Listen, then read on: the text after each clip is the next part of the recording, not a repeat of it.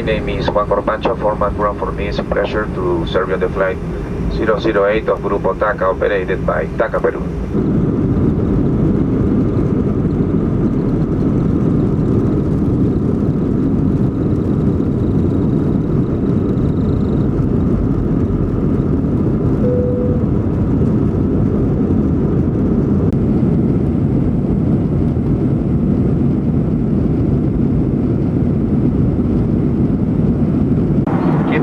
Fasten during the flight is safety precaution.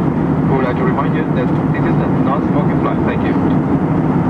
Before enjoy our wide selection of beverage. Colores más brillantes.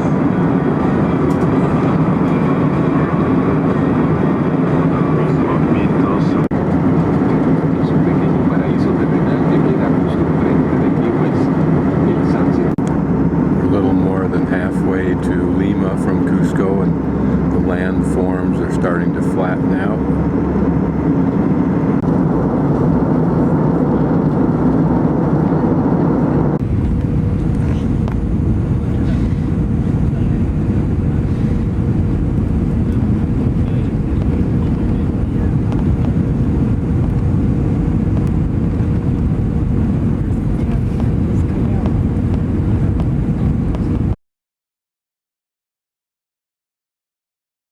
This is the Hotel Espana in Lima, Peru, and it's more like a museum than a hostel.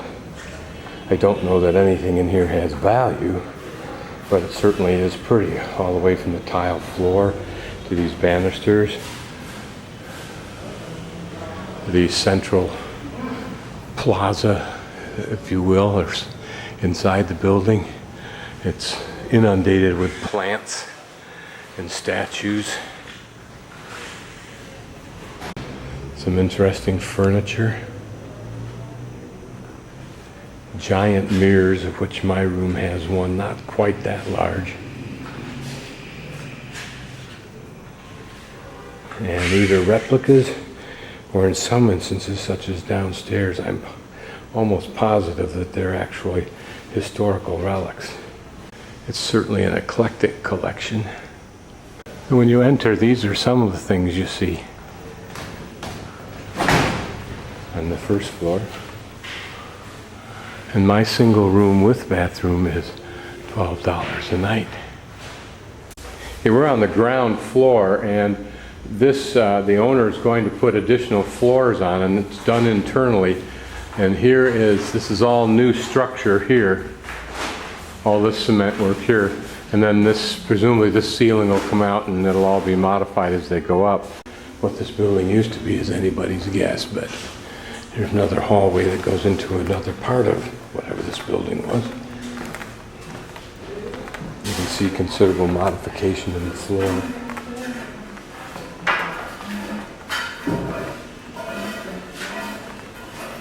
Here another area that reaches up.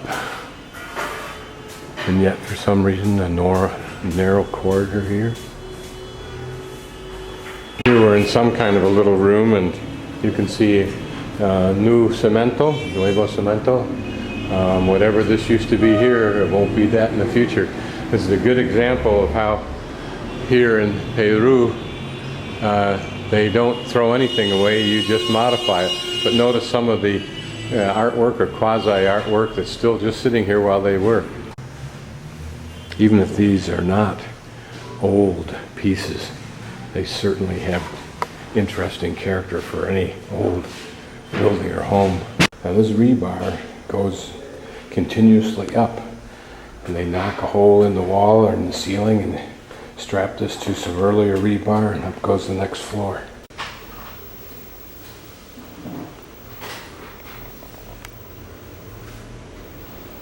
Some very interesting designs. Notice the cracks of restoration and reassembly.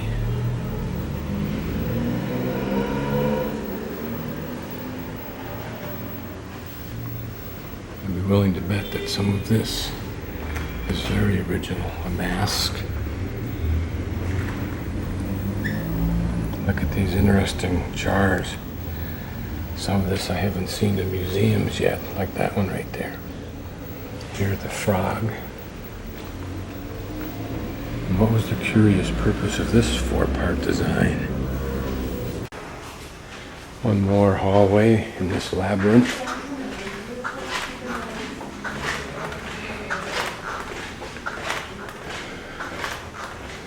This stairway used to be about half the size. You can see the bolts where the additional width has been bolted on, and then a decorative support system provided.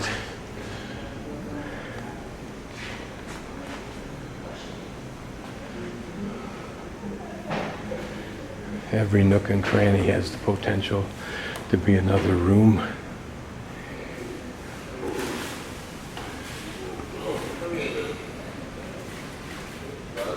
I don't know art, but some of this is remnant of what I've seen in Europe and in books, mixed with some very local.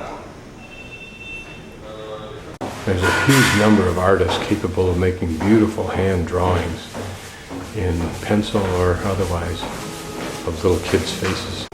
And here it goes on up another floor, so it's probably about 5 floors here. Here we're at the level just above my room. I'm going to see if I can get up another level. Mirrors are used everywhere, which is extremely smart. Here, for example, at the end of a stairway.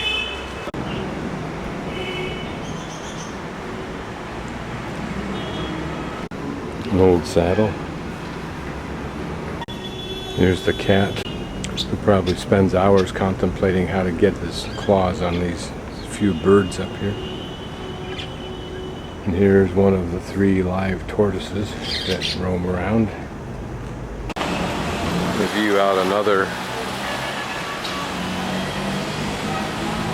break in the hedge, if you will.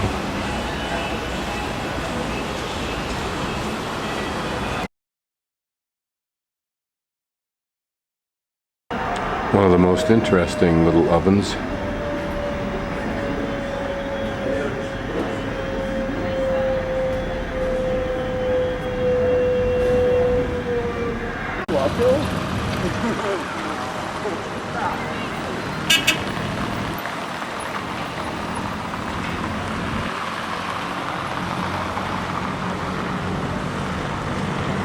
This part of the square is kind of pretty at night because the lights going up the hills almost look like stars. Like a Christmas or something.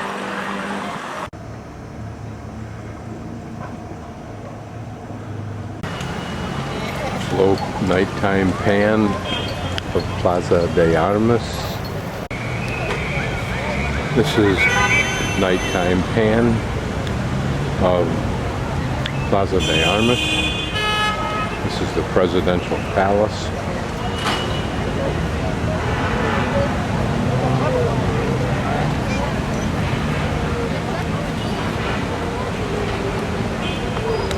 Over in there, I think, is the statue of Pizarro, but I can't find it.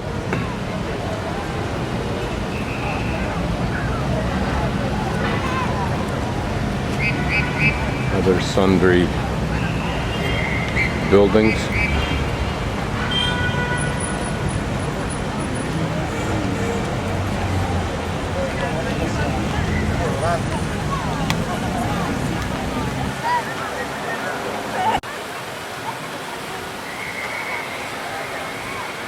And La Catedral.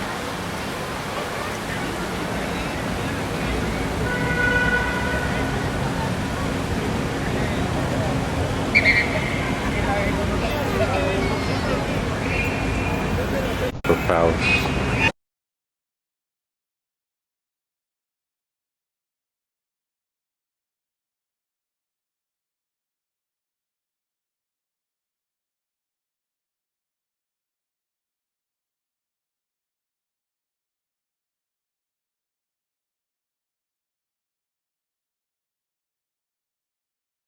This is one of the original palaces, whatever you want to call it, of Lima, Peru. Beautifully, elegantly restored. You can't tear down anything like this.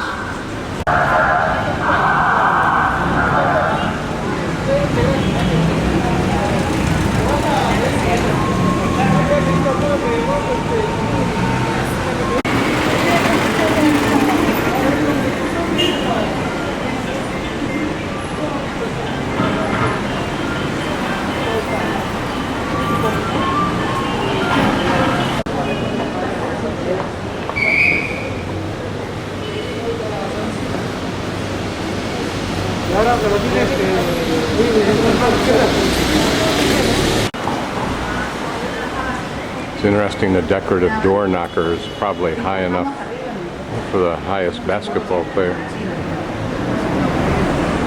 These are some medals of Peru, historical commemorative medals, but what's interesting is all the detail.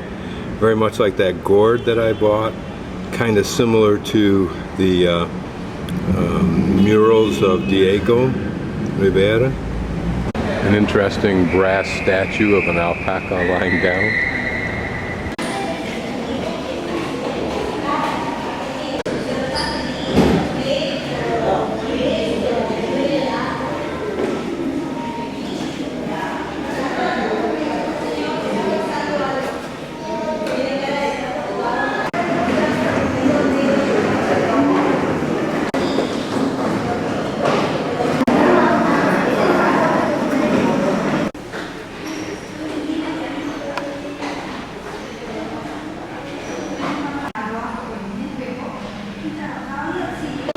This is what I think it is. It's interesting. It shows a iconic figure holding a severed head in his left hand, or its left hand.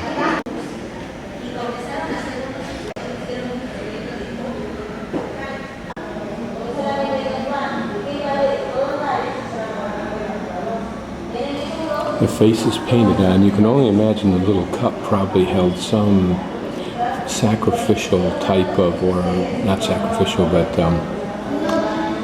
offering of some sort. Notice again the use of the frog. This is an interesting piece of what you'd have to call lace work, and what it's pointed out is there are diagonal lines of anthropomorphic figures alternated with just design elements.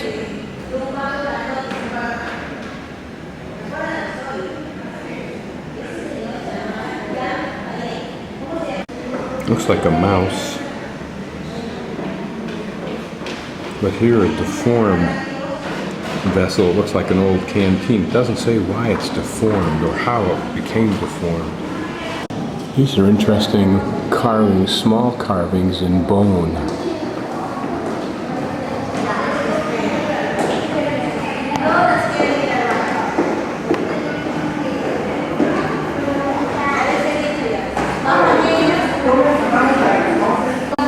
This is a flute, but very elegantly inscribed. This is a wooden spoon, and the handle is in the form of a monkey, but the face and the head seem more human-like. Don't know what a canopus is, but these are supposed to be of llamas. And they have a hole in the top, which may be for a whistle. This is a rather large vessel, and the handles have monkeys as decorative elements. These are little stone carvings of anthropomorphic figures, probably worn as a necklace amulet. I can't see these very well myself, but maybe I'll see them better like this. And these are made of concha shells. What's interesting is a vessel that has two sources. It looks like two pipes by which water can come out of it.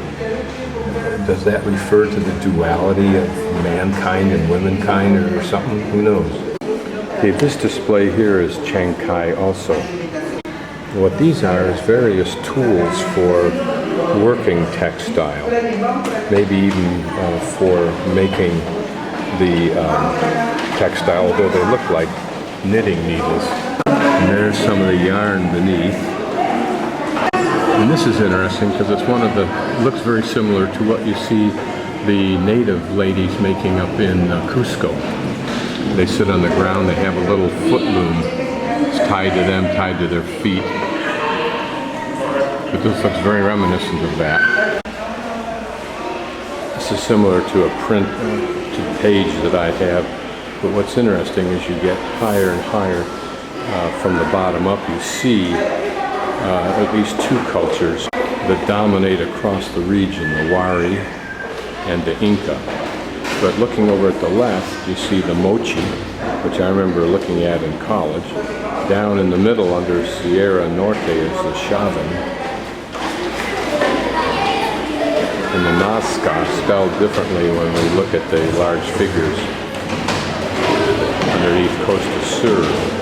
This is a picture I'll show you in a moment of the mausoleums of the Chachapoyas, written up in one of the archaeological magazines, where a fellow returned after 30 or 40 years and investigated them closely. They're installed high on the cliffs and then the access destroyed. This is very intricate carving seen at Trujillo. I hadn't seen anything like that, at least in Peru, although it's very Mayan looking. Okay, much of the gold we're going to see is from the Mochica culture, 200 to 700 AD, probably 200 before Christ and 700 after. And then the Lambayeque y Chimu cultures, 700 to 1400 AD. Much of what we'll see here is surprising to see, I think, because the Spanish and the Catholic Church stole so much and then immediately melted it down into ingots so they could ship their booty back to Spain.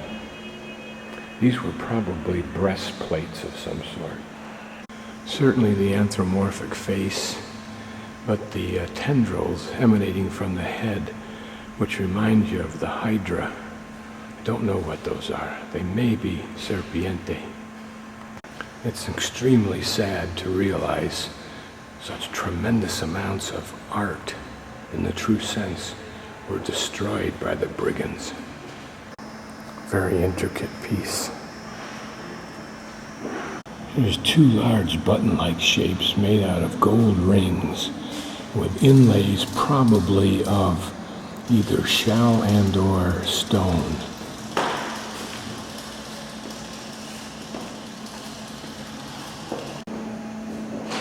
Don't remember what the use of these were, but look at how intricate this is. Let's focus down on that. So those are tubular ear ornaments, and they're made of gold and gold-plated copper.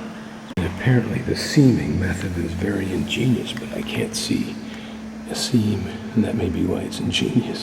And those earpieces were used mainly for the mochi and the vicas.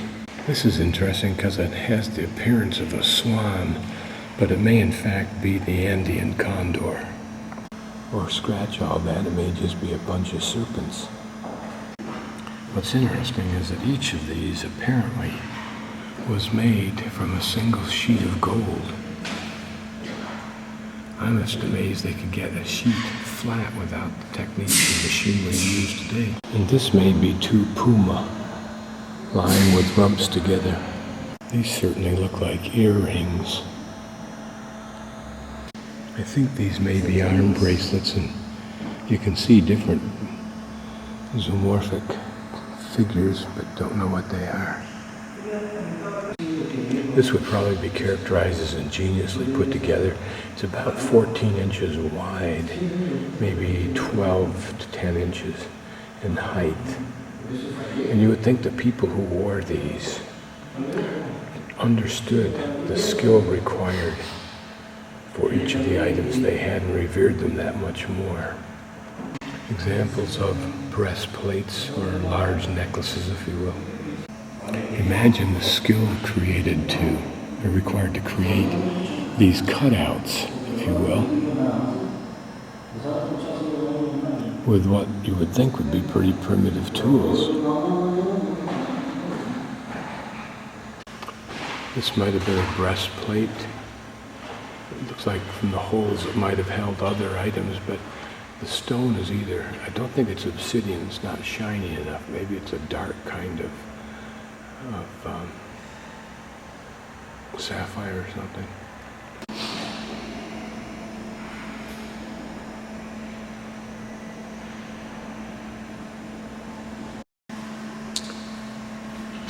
Notice the one in the lower right that has little gewgaws hanging off it, which must have had some significance. You wonder if the artist attempted to reflect any caricature of the actual person that these would be used for. Here are the remnants of color. This red, I think, is cinnabar. These might have been very dramatic when they were first used. Interesting that you would have to aggrandize gold. Looking at this with the jade eyes, I see the two little devices hanging down from the corner of the eyes. Is it possible that they could reflect tears for the dead, or the dead's tears at having to leave? If this is any example, it looks like the covering of cinnabar and material was fairly substantial, in thickness, I mean. Notice the simplicity of this style, the nose as being applied afterward and from behind. Again, notice here more gewgaws, some hanging from the nose.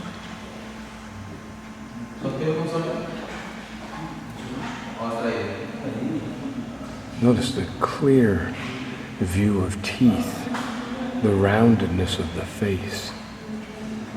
You hear the diamond shape of the eyes. Notice here the eyes and the mouth and the nose are applied to the sheet below, just flat. It's all covered with some cinnabar, it looks like. But then in the mouth, there are either precious stones inlaid or coral or shell. This is interesting because the eyes and the nose are applied, but the mouth is different, it's just a straight line. And there's seem to be those creases that some of us have that is in the upside down U. But notice the ears.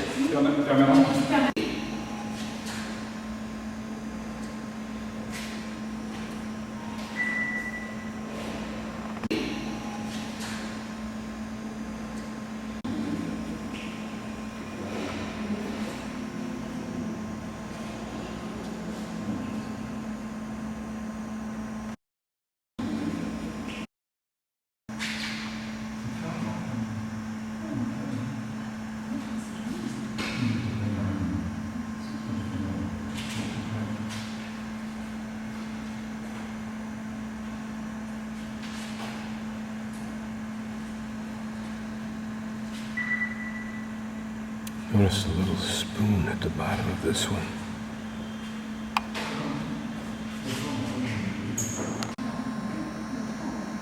And here a decorative ending piece for this one.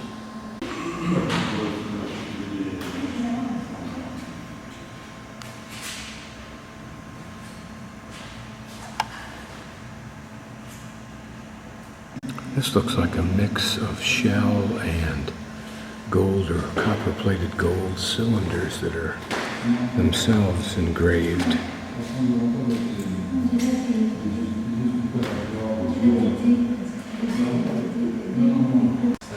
Notice the spherical shapes, which if hollow, and they are, would appear to be a very novel skill. These may be earrings, I'm not sure.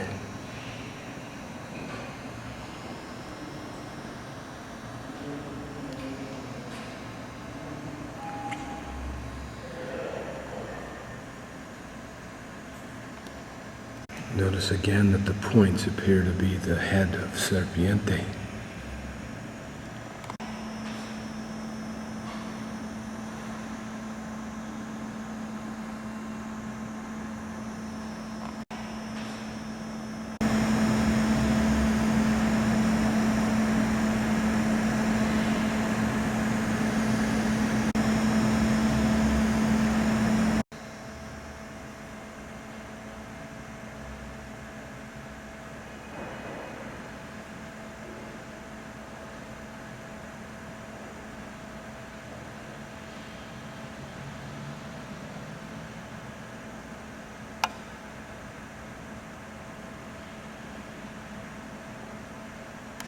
This looks like a ceremonial knife, but the rest look like they might be hairpins or something, or maybe to hold the cloaks together. I don't know what these devices are for. but very nicely made cylinders. You can see variances in them, but given the technology that was available, it still seems astounding.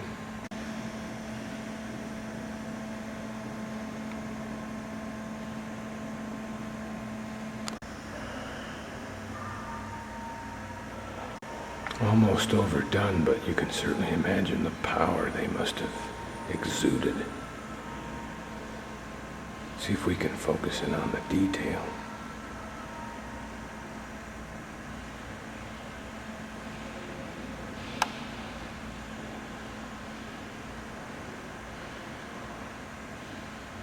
Here we can make out a character holding something in his hand, perhaps a war club, and some kind of animal headdress. And then the one next to it seemed to be a mirror image of the same. Notice how they're seamed together. This is pretty because of the individual little seashells, which as a concept themselves were revered.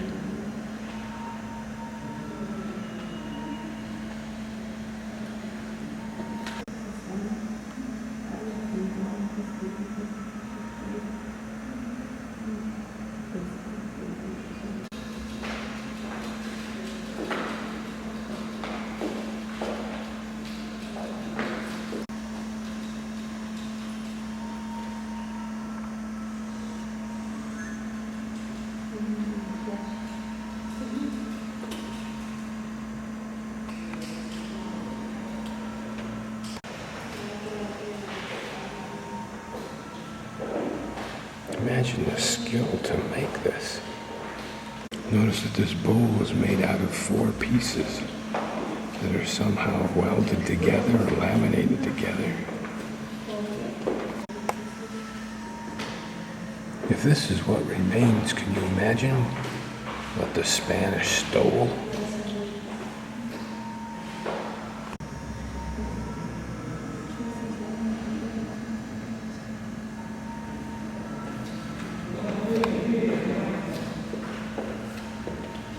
Notice to the right of the face there is the symbol of some kind of either weapon or religious device. A cup beautiful not only for its design, but for its near perfection. Again, the near perfect semisphere. And how to get this design into a cup. This piece is perhaps outstanding because of it's made out of that shell that was imported in their culture from the sea somewhere. It was so revered. Notice how these somewhat spherical shapes are 2 halves that are somehow pieced together. And who knows the significance of all of this? But a piece of metal of some sort with an inscription. Not an inscription, but some inscribing perhaps the eyes of the snake. You look at these, the plates have different zoomorphical figures on them that may be telling some story. It kind of reminds me of the Stations of the Cross, in the sense that each one is a panel that probably tells a specific meaningful story or illusion.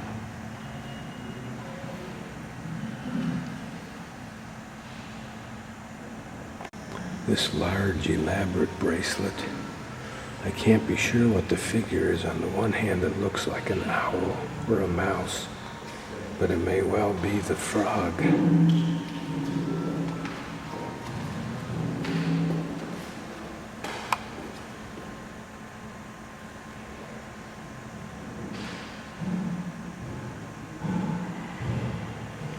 Here are some very solid pieces.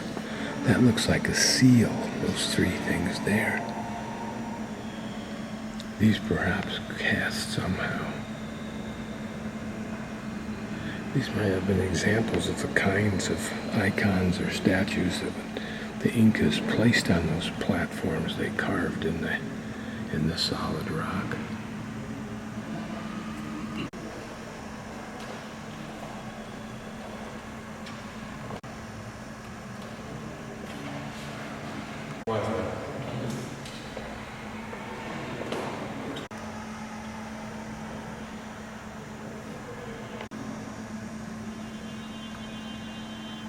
That kingfisher that I just showed you is perhaps 3/4 of an inch long.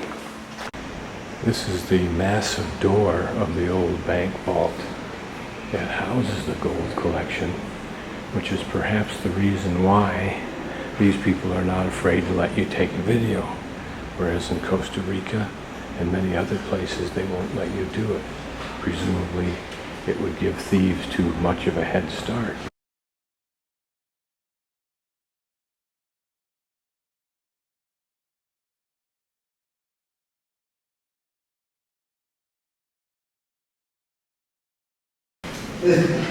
This is a quipu, written up I think in National Geographic. And what the quipu was a device composed of strings with knots at various placements apparently that was able to record information.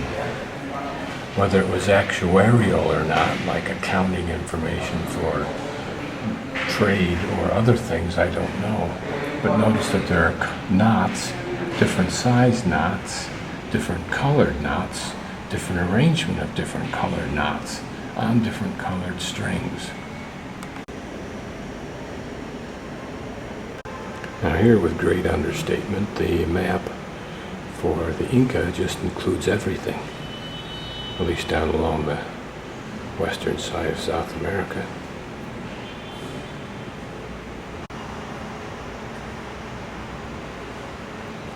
Notice as I pan down, there is an applique of tapestry on top of the tapestry with tassels hanging from that. What the meaning of the colors and the patterns and the iconography inside of those squares, I don't know. This is a ceremonial knife of copper with a llama head, a couple of pieces of fruit hanging down, and then some monkeys sitting on branches on either side.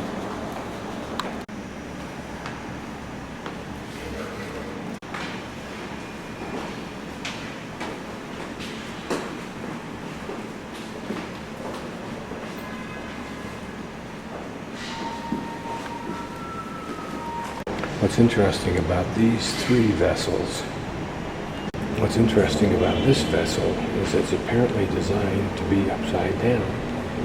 Because if it were upside correct, the face would be upside down. Here's an example of how some of this paraphernalia might have been worn. Here's an example of a stele, but I haven't seen such a thing except in Guatemala a few years ago. There, a bird, I think, perhaps a snake, head on the left.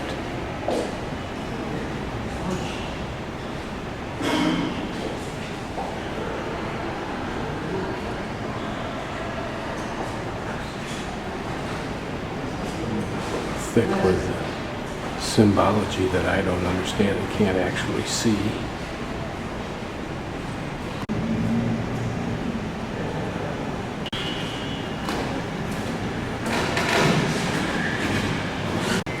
Notice a large male appendages.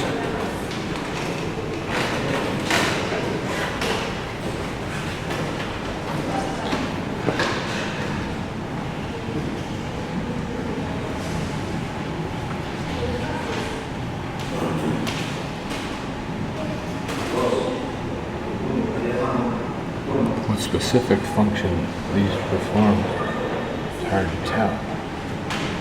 But notice this one apparently had the capacity, you could pour fluid in the right side of the bowl and then it would pass out through the vessel held on the right shoulder of the character.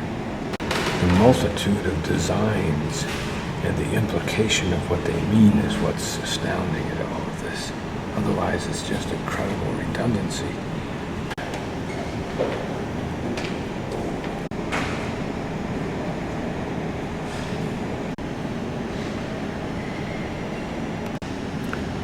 What symbolism do the two frogs have? Certainly a feline.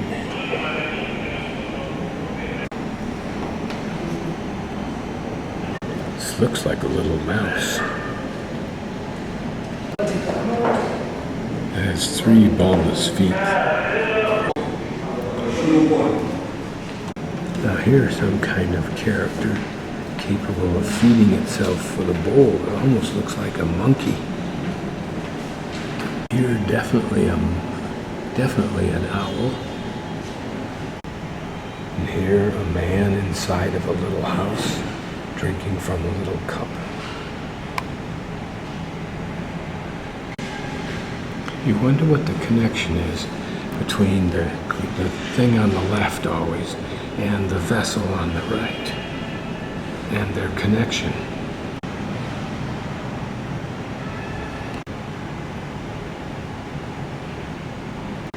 Now this is Mochi, but you'd have to be an archaeologist knowledgeable in ceramics to, I guess, see or appreciate the differences.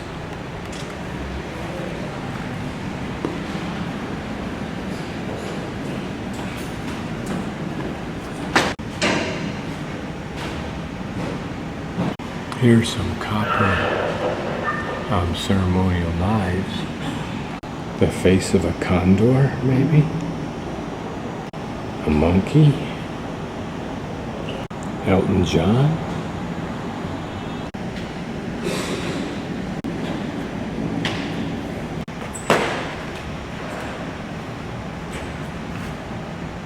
Now this is the laid out panel of that vessel we just looked at.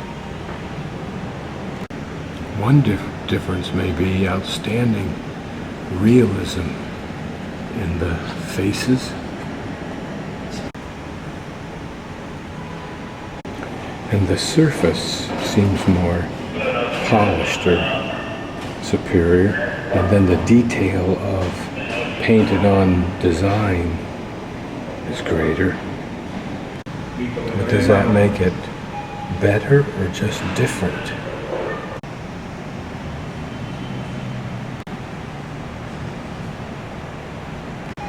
Here the designs seem larger, more specific, less detailed.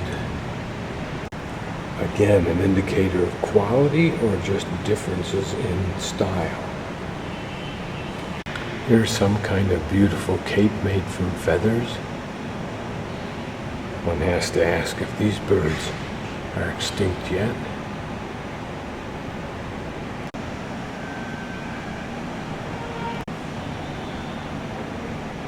Had to get a picture of this one,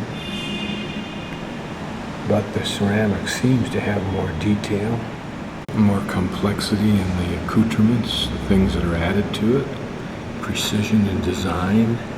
Here a building, there the entranceway at the bottom. A very pretty vessel with some kind of design and complex worked into the face.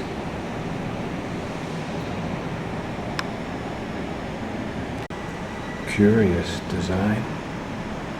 Are they the horns of a bull? And perhaps the testicles? Here's a fairly large, maybe a foot long, 6 inches high, 6 inches wide, wooden, highly carved and engraved box. These would appear to be depictions of food, some kind of squash there. Maybe a bean of some sort, lima bean, I think. This might be corn, I don't think so, but I don't know what it is. Two characters doing something I can't determine.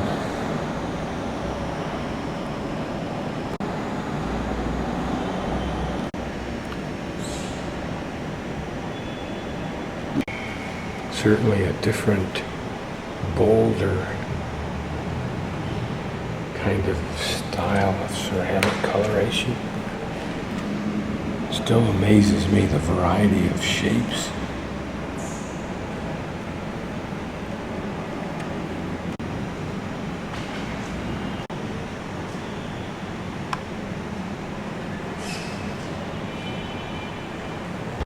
couple of large statues of characters of typical La vendedora de pescado en burro. It is interesting, this artist and a couple others up here began in Peru and then migrated to Paris. Having just read Somerset Maugham's Of Human Bondage, this painting is somewhat of interest, as are all of these.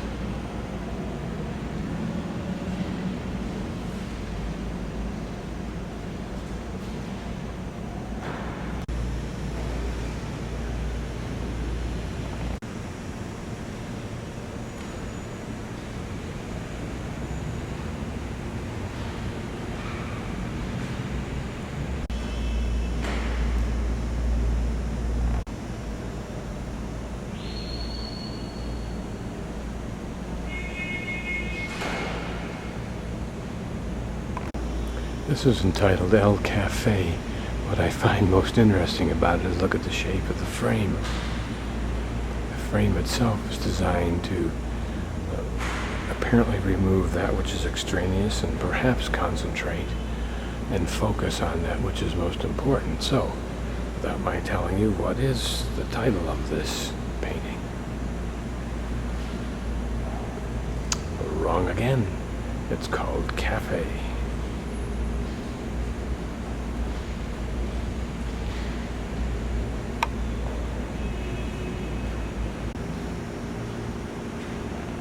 Of all the paintings in this museum, I like this the best because of the subtle pastel colors of these aged boats.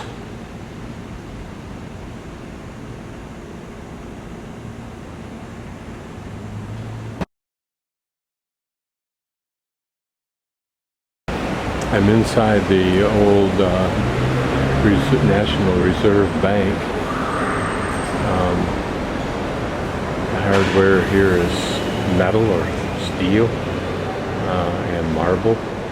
This apparently would have been where you would come to speak to a cashier in your own little cubicle.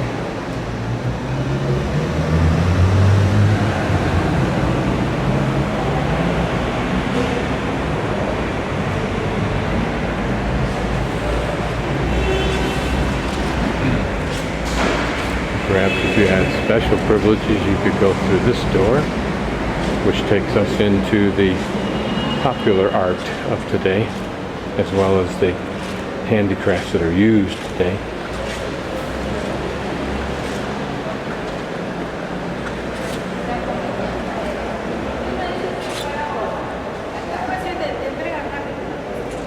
It's like a bank.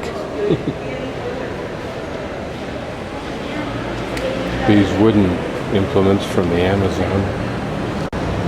Some like this one look very old, while others look rather new. It's not what you normally find being peddled. I imagine these are leather boxes.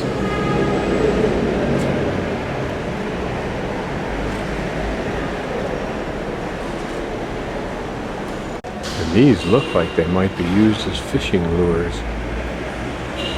Either that or pendants of some sort. Various kinds of indigenous masks. Interesting how the nose continues to have some unique symbolism.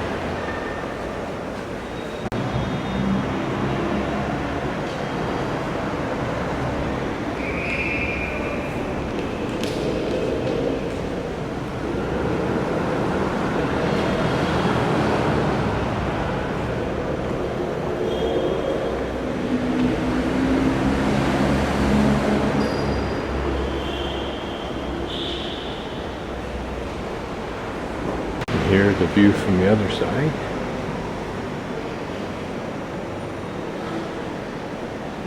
Certainly such a building reflecting power, strength, and security. Some of the paint sources, whatever they are, for the indigenous painter.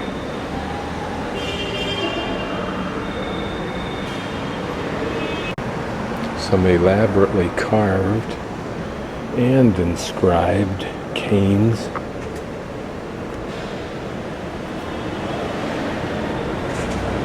Man holding a fish.